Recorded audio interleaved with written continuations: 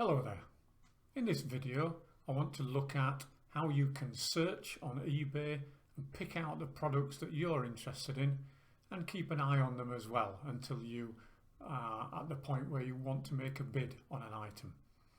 You can see here that I've got eBay on my screen, so if we go to full screen so you can see what we're doing, here we go. And what I want to search for on eBay is a digital camera. So click on the search box, type in digital camera.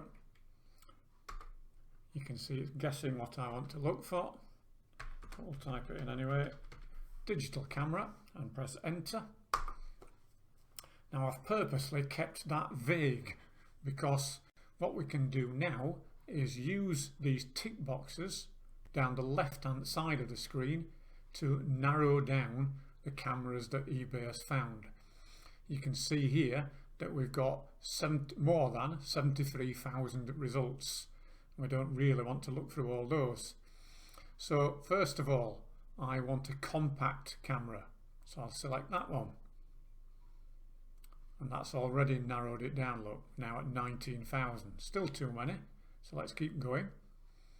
My resolution, I want 14 to 17 megapixels. By doing that, to some extent, I'm limiting the price. If I went for a higher number of megapixels, 20 to 29, they would probably be more expensive. But 14 is the minimum I want to look for. Brand, I'm not too bothered about at the moment. Features, we'll leave that as well for now. But optical zoom, I want at least a 10 times. So we'll say 10 to 19 times zoom. And now we've got it down to 570. Okay, what else could we say? We've done the features. We could look at price, for instance. Let's be specific about price. Notice that eBay has already suggested things to me here. Okay, under 25, 25 to 55, or over 55. I'll be more specific by using these boxes down here. I'll say from 0 to £30 and click on the arrow,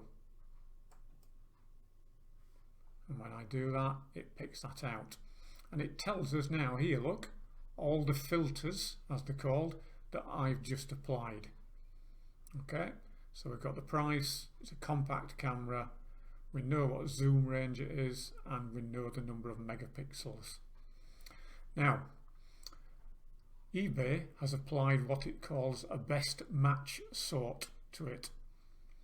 I want to sort it according to price, cheapest price first. So I'm going to click on the sort arrow here, and I'm going to sort it by lowest price, including postage and packing. So if I click on that, what to notice first is that it says here it's streamlined our results.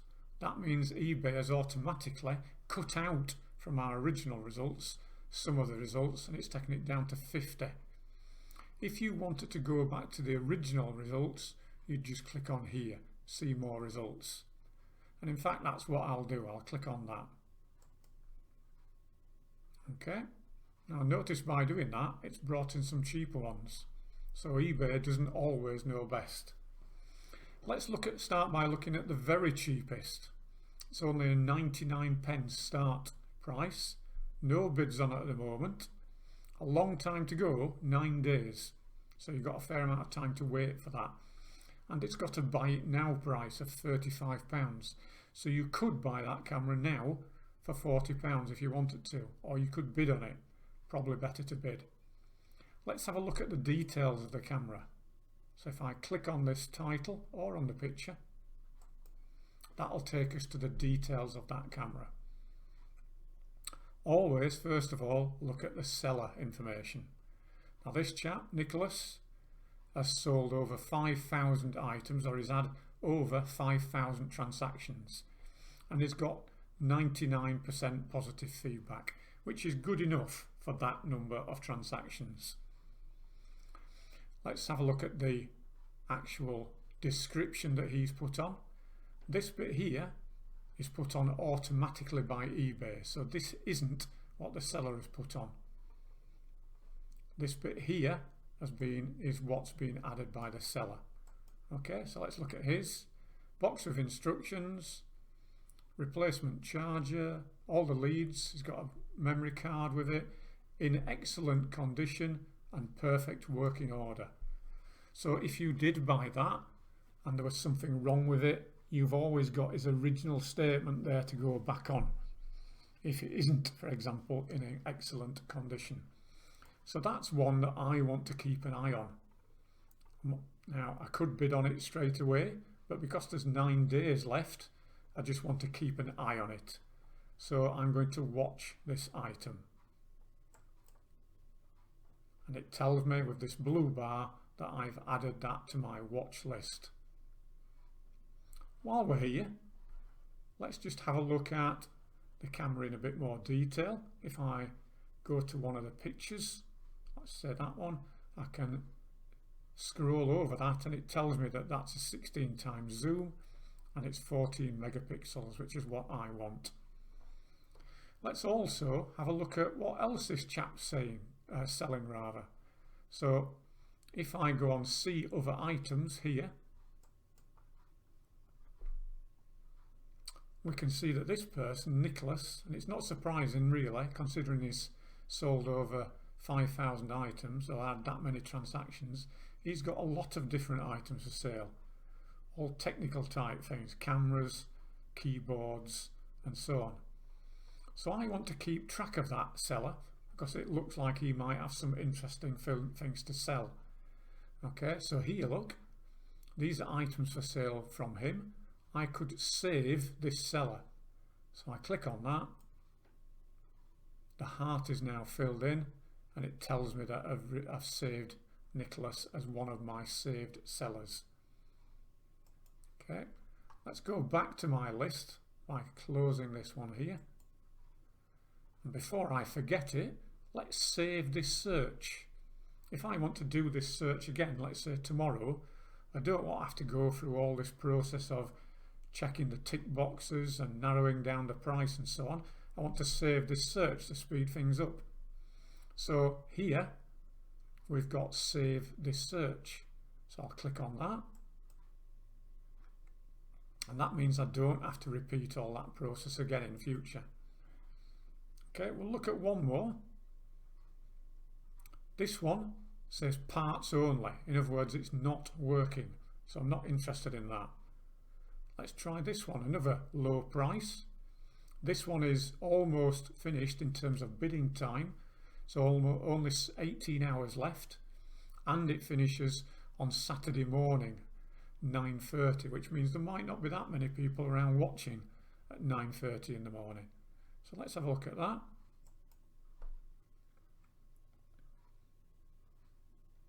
Again, just zoom in by scrolling over it.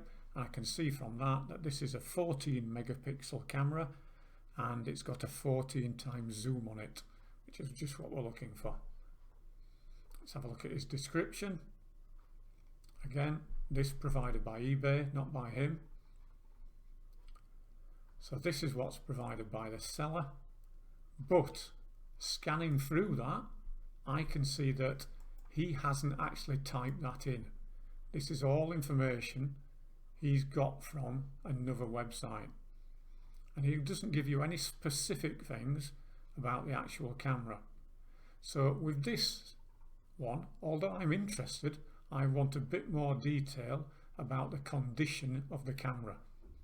And I'd get that by clicking here to contact the seller. And I would ask him, you know, what condition is the camera in? Has it got scratches on the viewing screen? Or is it completely free of scratches? That sort of thing. Get him to give you a bit more detail about that camera other than the standard information. But I'd still want to save that one and add it to my watch list.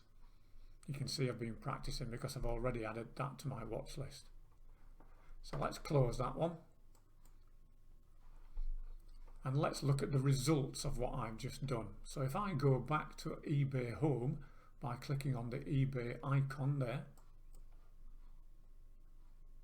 Now it looks like I've lost that search, but if I go to my eBay here and point at that, I can go to saved searches and click on that, and there's the search that I've just done. So I don't have to go through all those steps again to do that search again. I can just click on view items and it brings up the search list straight away. Quick way of carrying out a search if you want to do it repeated number of times. Let's go back to saved searches. Another thing you could do is subscribe to the email for that search, which would mean every time a new camera is added to that list, you would get an email. Can get a bit annoying that though if cameras are added to it on a regular basis, so don't use that unless you really want it.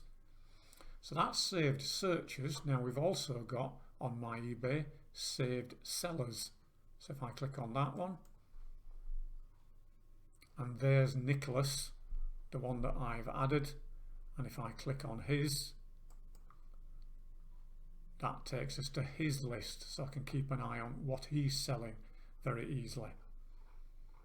Okay, so we've carried out a search. Let's just go back to it.